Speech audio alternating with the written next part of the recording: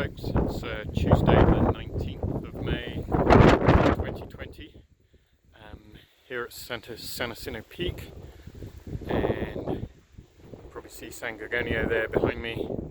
Very little snow left, above about 11,000 feet there.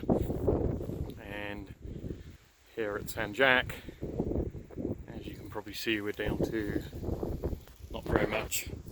Still a little bit left on the East Ridge ascent there, and sort of feels like we've been in summer since about late April in general. Today feels like a nice little blast from the maybe the last hurrah of the winter.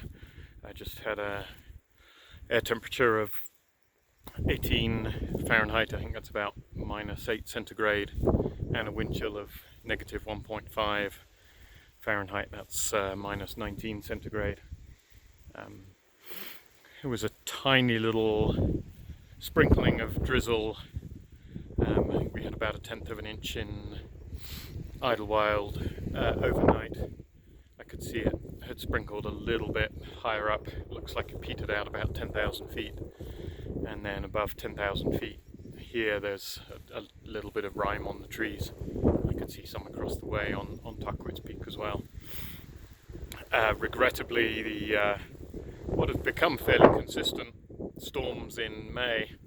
The last certainly half dozen winters we've had pretty good little snowstorms, sometimes 2 or 3 in May. Unfortunately, those have missed us this year. We could have used it, having had a relatively low snow year here in the high country.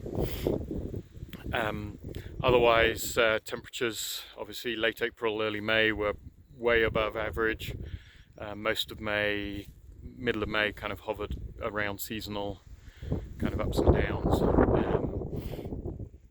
And then with the exception of yesterday and today, obviously, then which have been much cooler, then it's heading much higher over the next few days, and the last week of May is forecast to be way above average again, kind of July, August temperatures. In Idlewild, that's kind of mid-50s and mid-80s.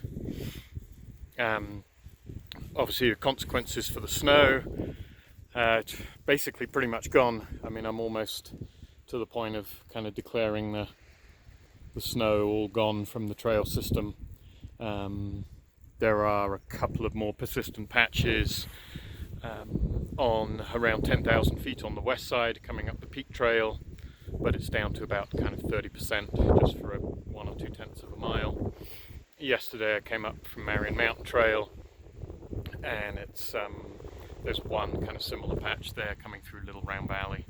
Again, probably on average about 30% cover, but again only for a tenth or a couple of tenths of a mile. Everything else is kind of 10% cover or less, and that's all detailed in the text version of the report. Personally, I haven't used microspikes for probably a couple of weeks now. If you, like me, like coming up the East Ridge of San Jacinto Peak, which is probably visible down that way somewhere, there's still probably about 70% coverage there. I don't sort of officially really consider that part of the main trail system. Most folks come around the Peak Trail, which is clear. Spikes are kind of useful there. They might be useful for some folks coming through Little Round Valley. Frankly, the last week or so I haven't even carried them. So that's kind of personal choice. The area that historically has needed them the longest, which is on the little trail between Chinkapin Flat and Jacinto Peak, going across the north side of Jacinto, that's clear and doesn't need them anymore. And so that's pretty much it from here at San Jacinto Peak, and we're heading off into summer now. Safe hiking, everyone.